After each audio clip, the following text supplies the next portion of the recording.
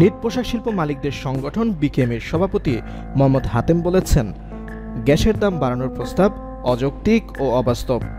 এই আত্মঘাতী সিদ্ধান্ত থেকে বিরত থাকেন।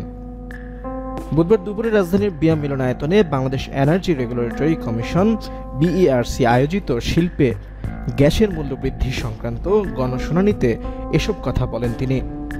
বিকেএমই সভাপতি বলেন, শিল্পে আমাদের যখন প্রাকৃতিক গ্যাস দেওয়া হয় আমরা 15 PSI বা 40 PSI নিয়ে থাকি, কিন্তু 2 বা 3 PSI এর বেশি পাইনি। তিতাসের রিপোর্টে দেখেছি 40% সিস্টেম লস, মানে চুরি। গ্যাসের চুরির কারণে বাকি চাপ আমাদের উপর আসে। এখন তিতাস বলছে 7% নামিয়ে এনেছেন। মোহাম্মদ হাতেম বলেন, নারায়ণগঞ্জে আপনারা দেখবেন হাজার হাজার অবৈধ চুলা, সেগুলো চলছে, সবগুলোর সঙ্গে তিতাস জড়িত।